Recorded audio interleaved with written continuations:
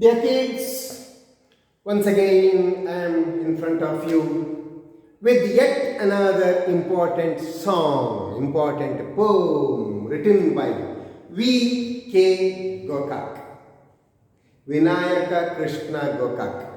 He is a Kannada poet.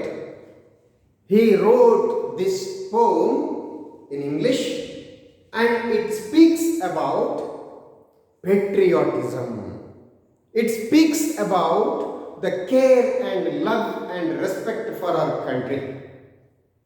The name of the poem is The Song of India by V.K. Gokak.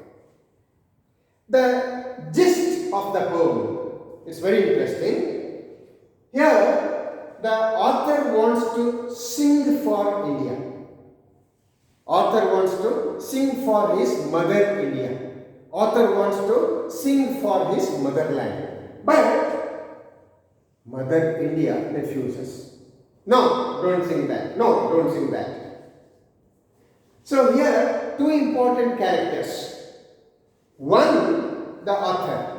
Who is the author? V.K. Gokak. And second character is Mother India.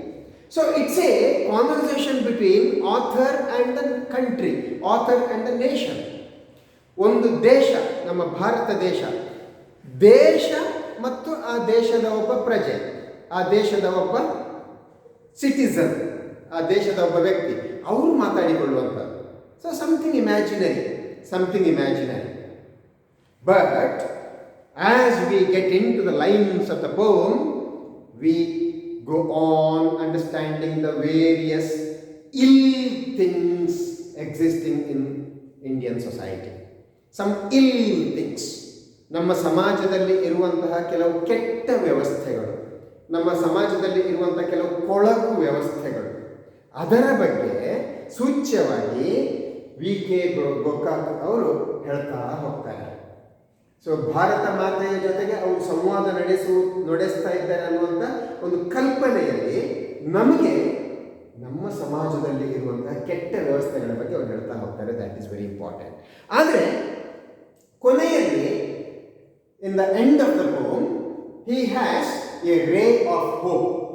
ಒಂದು ಆಶಾಭಾವನೆ ಇದೆ, optimism, what we call optimism. ಒಂದು ಆಶಾಭಾವನೆ ಇದೆ ಅವರಿಗೆ, ನಾಳೆ ದಿನ ಭಾರತದ ಈ ಎಲ್ಲ ವ್ಯವಸ್ಥೆಗಳು, ಅವ್ಯವಸ್ಥೆಗಳು ಸರಿಯಾಗಿ ವ್ಯವಸ್ಥೆ ಚೆನ್ನಾಗಿ ಆಗ್ತದೆ. A ray of hope is there. So now dear students, come to page number 81. Page number 81, the song of India. The song of India. Let me recite the poem for you. What song shall I sing of you, my mother? I asked. Shall I sing of the Himalayas with their snow-born peaks, of the 3 seas that wash your palm? Shall I sing of your clear dawn with its pure gold streaks? Said the mother, imperturbable, calm. Sing of the beggar and the leper that swarm my streets. Sing of the filth and the dirt that foul my sylvan retreats. What song shall I sing of you, my mother? I asked. Shall I sing of your rock-cut temples, epics in stone? On your children that died to call you their own, their very own? Of the seers and prophets that hewed the straight path for the man that pilgrims alone? Said the mother in indignant words that beat into my ears like a gong, that flew about me, a pitiful thing, like great white birds. Sing of the millions that toil, sing of the wrinkled face, indexing ignorance, sing of the helpless child born in a bleak, dark home. Nervous, I yet would ask, deeming it my task, what song shall I sing of you, my mother? What song? Shall I sing of the dam and the lake, of steel mills, the shipbuilding yard, of the men that work hard? to technologize, to put you on the page of the atomic age, said the mother. Of these you may sing, but sing also of the strikes, early and late, of iron men that come in their wake, of class war and its correlate. Querulous, I said, is there no song that I can sing of you? Heart whole, unalloyed, a song bathed in the stainless blue, unwavering in the void. At that, the mother rose, draped in blue sky. Milk-white oceans heaved around her. Their waves were the entrancing and enthroning light, on which she sat and wrote the book of the morrow. Her forehead opened like Earth's destiny, yielding the sun god, cancelling all sorrow. It was clear dawn, like a nightmare fled the night, and the sunbeam was as the hand that saves. This is how the lines of the poem, The Song of India, run.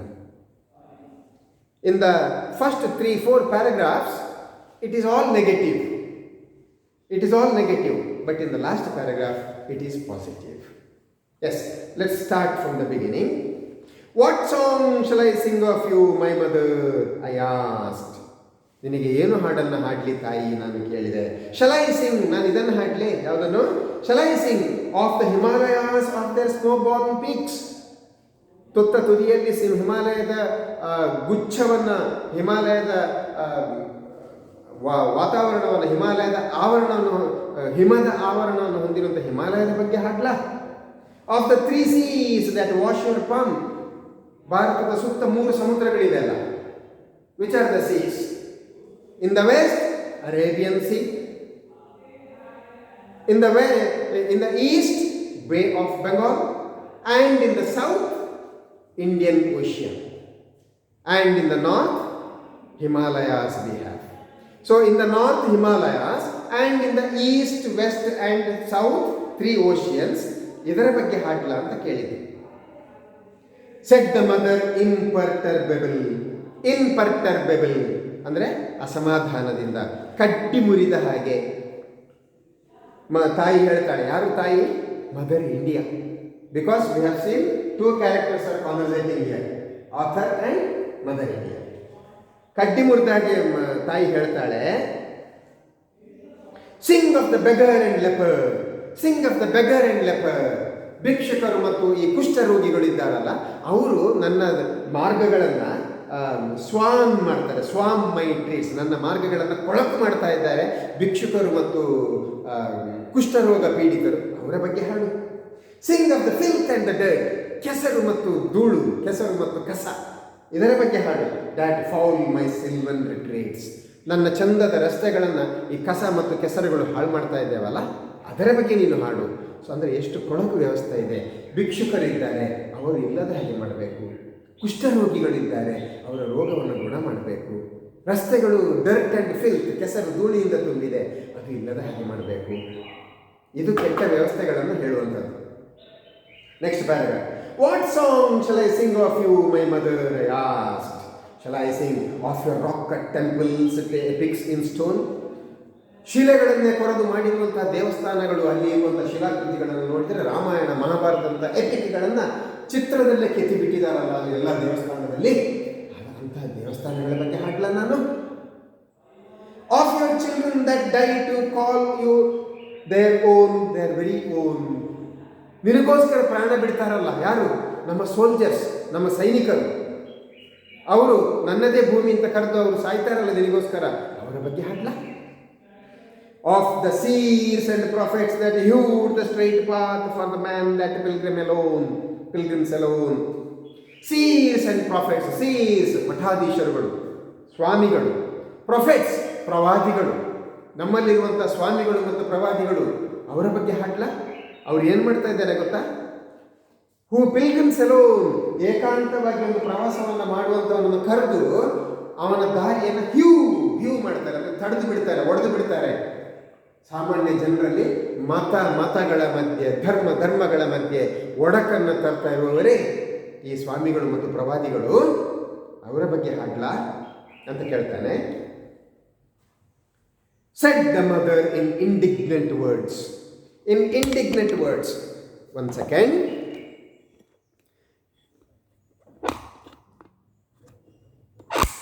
Just a minute.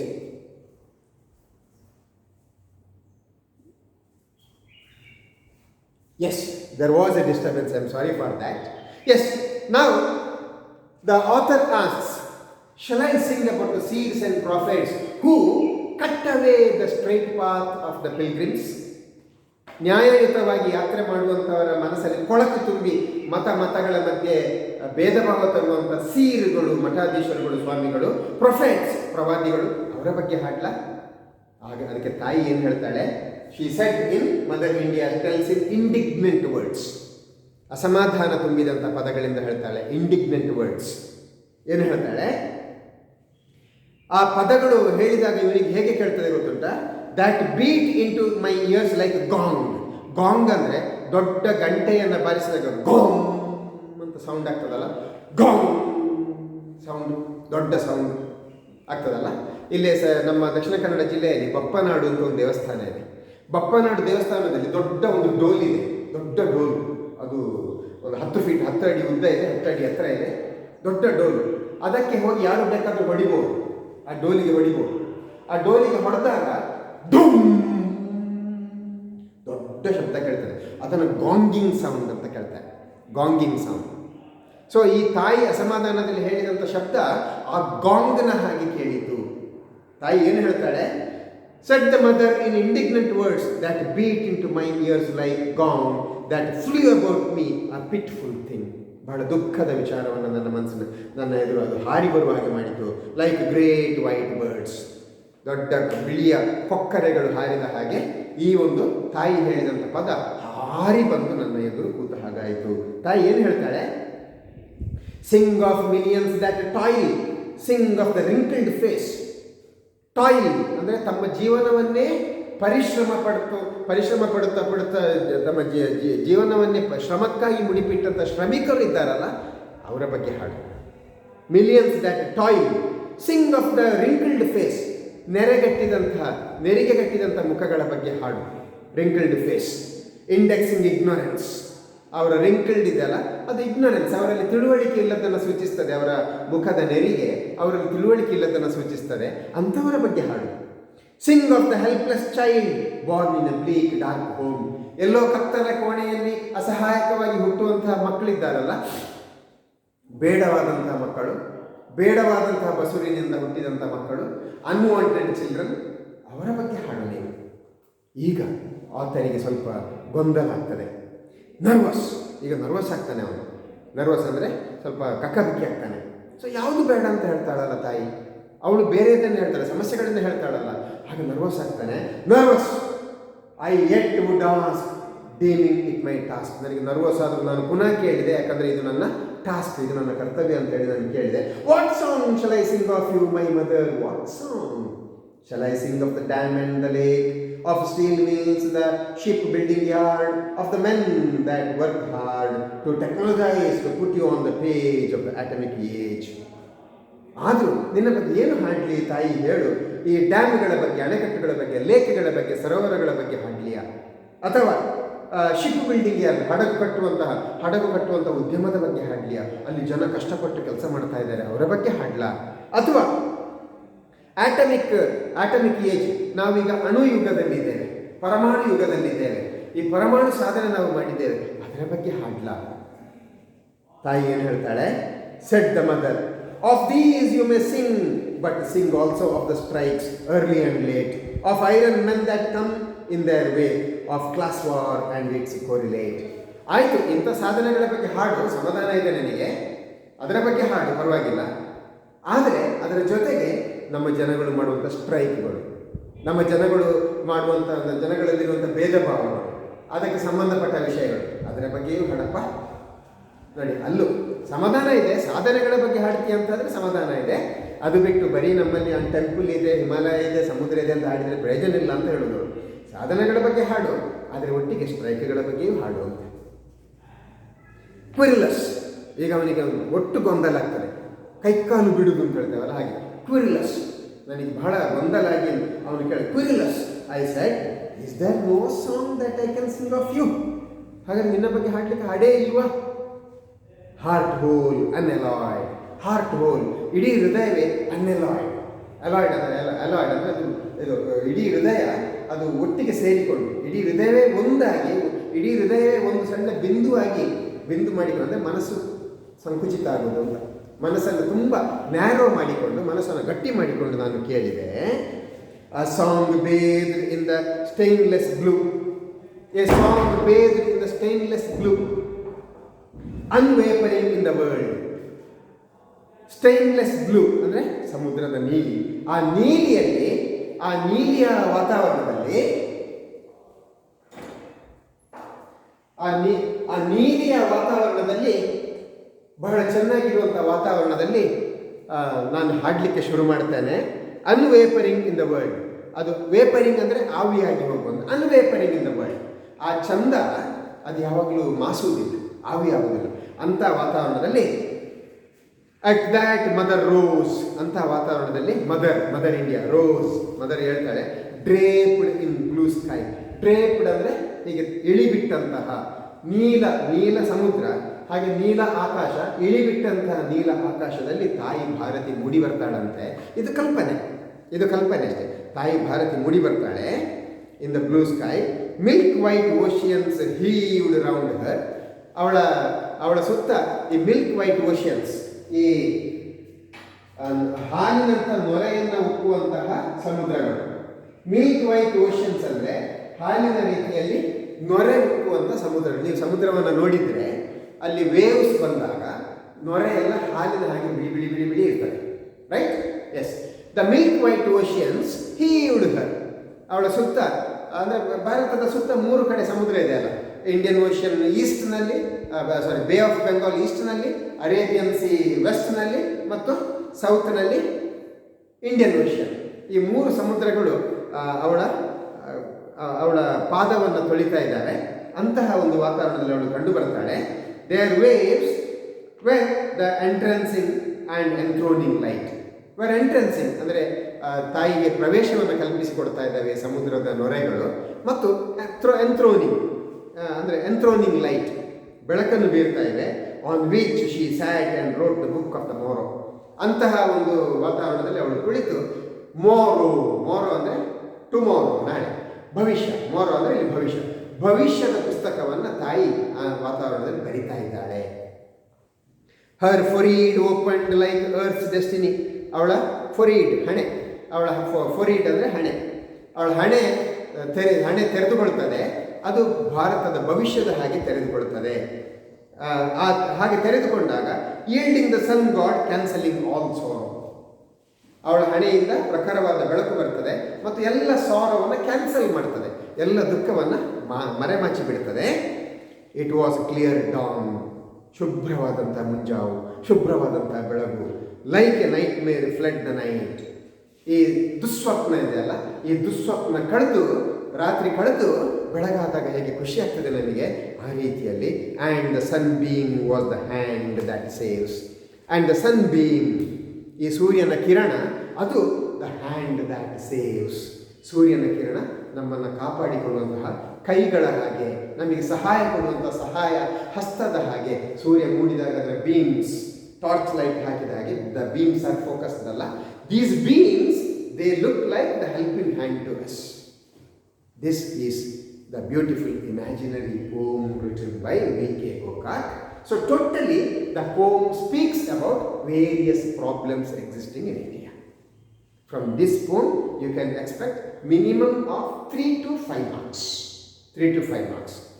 Definitely 2 marks question, one 2 marks question certainly will be there. One mark question certainly will be there. And 4 marks question may come from this poem also.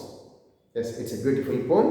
Try to understand the meaning of this and try to adapt the message given by the poem and try to beautify your life.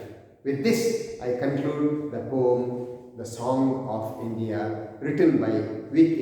Gokak. Till I come with the next lesson in my next video. I wish you all the very best. Keep studying. Stay blessed. Bye bye.